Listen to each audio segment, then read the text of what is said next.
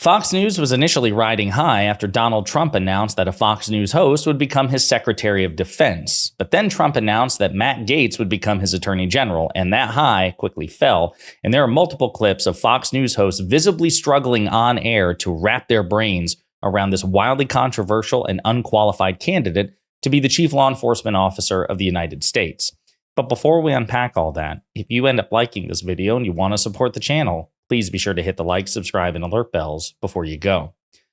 All right, friends, we have several clips to talk about in this video. Again, Fox was pretty happy that Pete Hegseth, who was a Fox News host for 8 years, he's part of the weekend crew of Fox and Friends, was announced to be Trump's Secretary of Defense, even though he is wildly unqualified. Yes, he's a combat veteran. Yes, he has 2 Bronze Stars, but he has no leadership or administrative skills and experience to speak of in terms of running a department with a true $2 trillion budget and 2 million employees. But Fox was okay with that because, hey, that's a Fox News host who's going to get one of the most powerful gigs in the world. Then Matt Gaetz, the wildly controversial MAGA Republican congressman, until recently he actually resigned from Congress in order to get ahead of a blistering House ethics report, bipartisan House ethics report about him. Well, now that he's being tapped to be Attorney General, there's a lot of cope in struggling on air from Fox talent to justify this. So Lawrence Jones and Ainsley Earhart here on Fox and Friends, they do their best, but you can tell that Steve Doocy and Brian Kilmeade really aren't impressed. So we're going to play this clip and then play some others and unpack it together. That I think is becoming to play look, I think criticism of Matt Gaetz and him being a firebrand is okay. He should still get, a vote and be able to defend himself there.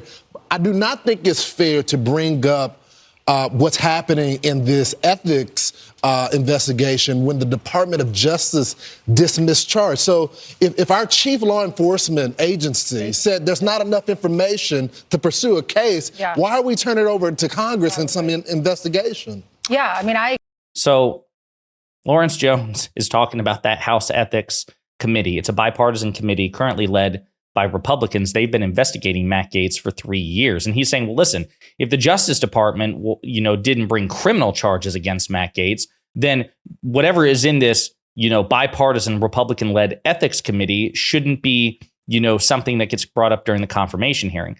That's patently absurd. Criminal charges are, you have to bring those beyond all reasonable doubt. And it's entirely possible that the Justice Department said, wow, there's some compelling evidence here, but we're not confident we can make the case beyond all reasonable doubt to 12 members of a jury, so we're not going to bring charges. That's one thing.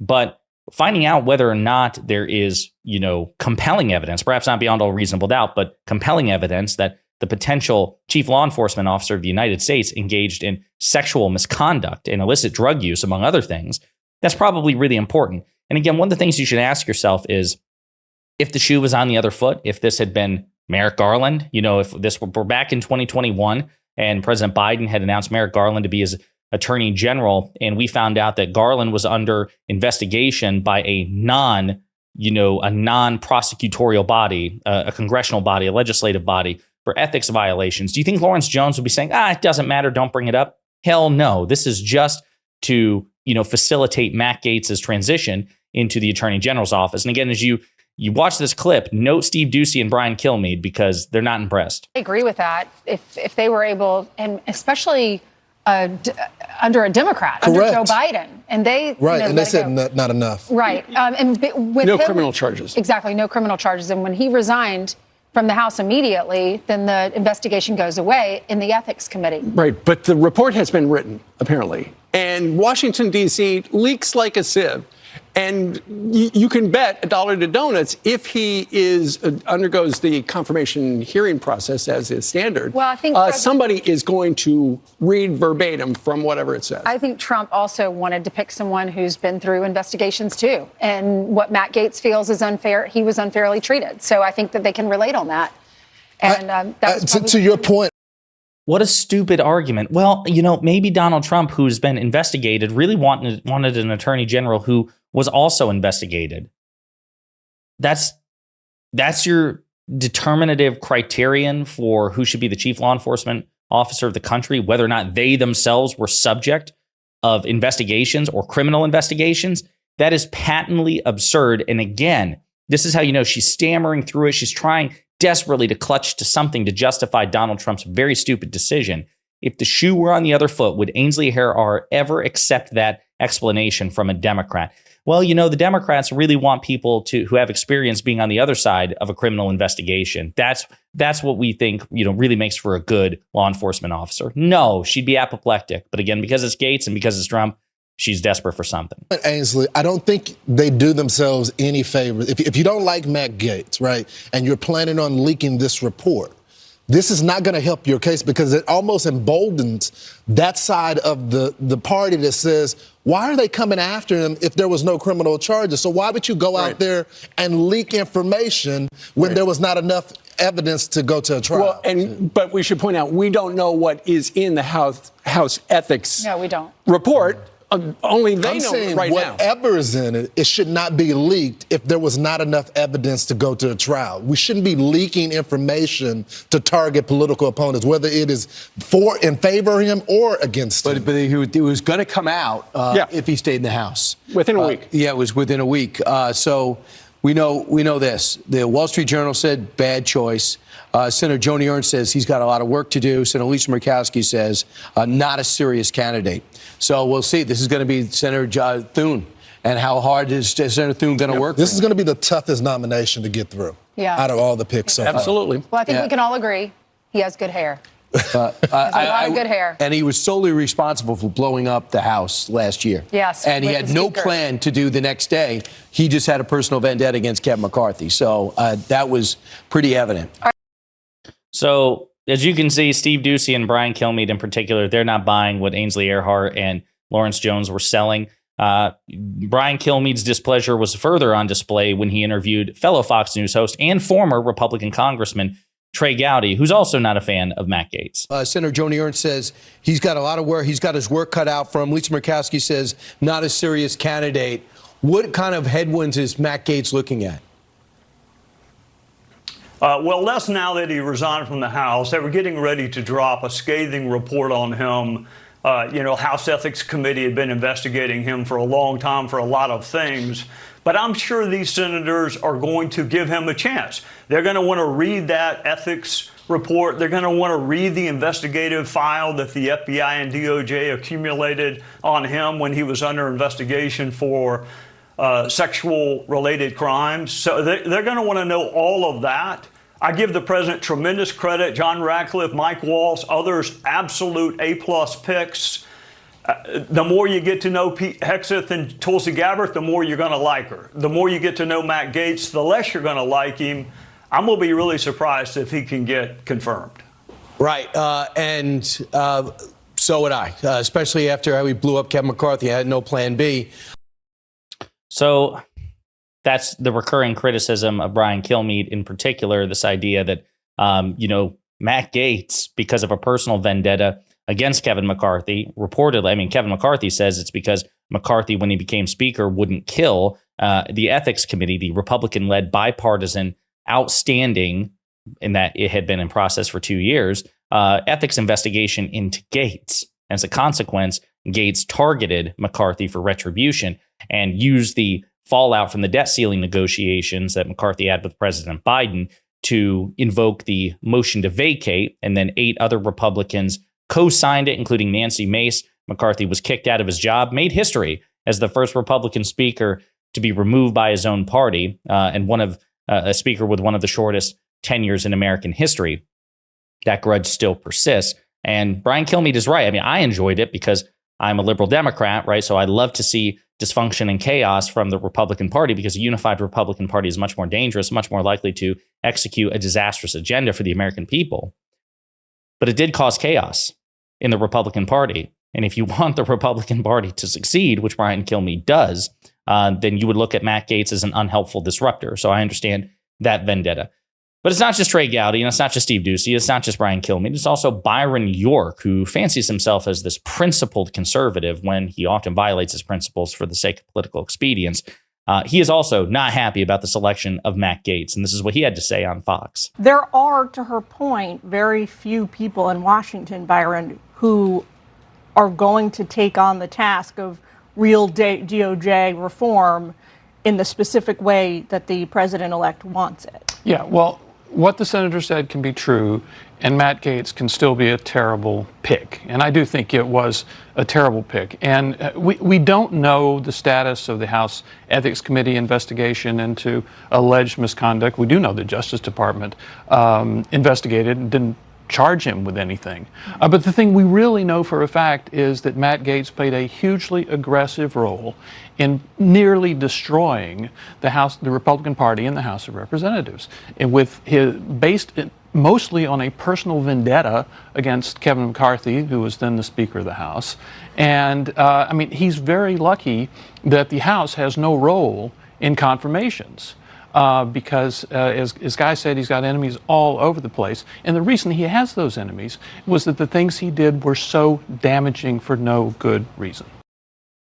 Sounds like somebody with the worst possible temperament to become the nation's chief law enforcement officer. Last Fox News host that I want you to hear from is Andy McCarthy, who is one of their chief legal analysts. He actually wrote this on the National Review on Trump's foolish, futile Matt Gaetz AG nomination. I'm as stunned as anyone that Trump has nominated Matt Gaetz for Attorney General, reminding everyone of Trump's propensity to step on his own good publicity and provoke needless fights that undermine his ability to accomplish things that the country needs done. That said, I suspect Nathan Wade would have had a better chance of getting confirmed to run the Justice Department than Gaetz does, so I don't see the point in wasting a lot of time discussing this. I believe Nathan Wade, if I remember correctly, is this the one who had a relationship with Fani Willis being the district attorney in Fulton County, Georgia, who prosecuted Trump. So interesting reference.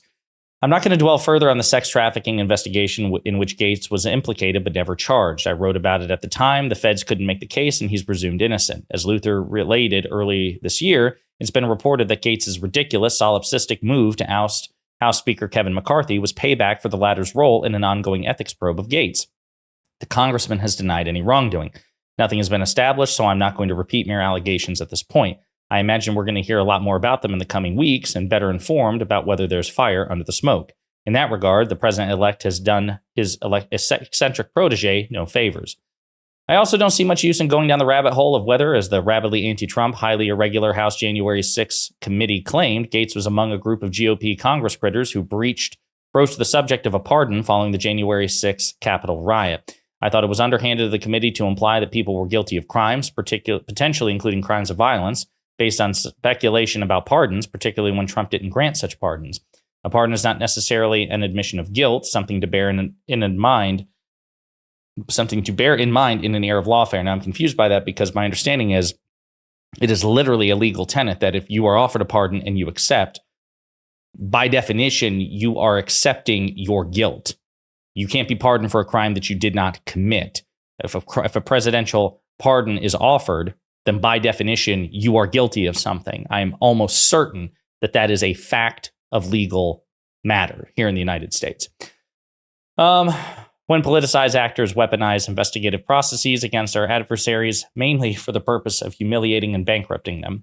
Nevertheless, Gaetz was among the leading proponents of the effort to reverse the results of the 2020 presidential election, which means he took the constitutional law position that the vice president had the authority to invalidate electoral votes that had been certified by the relevant state governments, or to at least remand the votes back to the states despite their certification for further proceedings aimed at getting the state legislatures to reverse the result of the popular election. No one who took such a position is qualified to be Attorney General of the United States, the federal government's chief law enforcement official, other than the president, among whose most important jobs is to defend the Constitution. Case closed. Of course, that's not the end of the case. Gaetz also dabbled in conspiracy theories about that the Capitol riot had been led by left-wing radicals rather than Trump supporters, and that it may have been an inside job choreographed by the FBI. In this, Gaetz was either incredibly cynical or utterly incapable of grasping reality and applying basic criminal law principles. No one gets entrapped into crimes of violence. In either event, he's not AG material. Gaetz has a lot of political talent and a lot of lawyer talent, which is why I intuit that cynicism more than idiocy explains his escapades. Watching him question witnesses at hearings, I often, in spite of myself, admire his preparation and delivery. He seems like a five-alarm jerk to me, but his constituents in Florida apparently like him. He's been winning elections there for over a dozen years, helped by his father, Don Gaetz, an influential former president of the state Senate. Gaetz is a deeply unpopular figure on Capitol Hill, but as a sycophantic Trump loyalist, he's popular where it counts these days. I am sure then that there are many White House positions, posts that do not require Senate confirmation, that he could fill with ease and perhaps do a good job. And I don't doubt that he has a future in Florida electoral politics. But AG, no. And why are we even talking about this since Gaetz is unconfirmable? The cockamamie recess appointment scheme that has been floated as a non-starter for the reasons laid out in our editorial. And can you imagine trying to get an attorney general in place through an illegal recess appointment? The Justice Department has huge problems that have to be addressed. Much of what has to be done will require legislation, which means there would have to be some Democratic buy-in. Trump needs a strong, experienced hand who is widely respected for his or her legal acumen and bureaucratic know-how, specifically in the Justice Department, which is certain to chew up and spit out an outsider who doesn't know how the place works or how veteran adversaries can sabotage a novice. It's not a job for Matt Gaetz. In insisting otherwise, Trump will only ignite GOP infighting and help reeling Democrats find their footing. So there you go. So many Fox News hosts are blanching. They are visibly distressed, visibly struggling with this particular appointment. And I think that's good. I think it's good that there's at least at some point some recognition that at least some of Donald Trump's appointments really are that disastrous. And I would argue the vast majority, if not all of them, are. The only one that makes the most sense to me at all on any level is Marco Rubio. Not because I think Marco Rubio will be a particularly great Secretary of State, but at least he's smart and he has the experience and he has some sort of, diplomatic political philosophy, right? He is certainly qualified for the role, even if I think he would ultimately do bad things for the world. But Matt Gaetz as Attorney General, Pete Hegseth as Secretary of Defense, Tulsi Gabbard as the Director of National Intelligence, categorically ridiculous stuff. But that's just me. In the meantime, let me know what you think in the comments.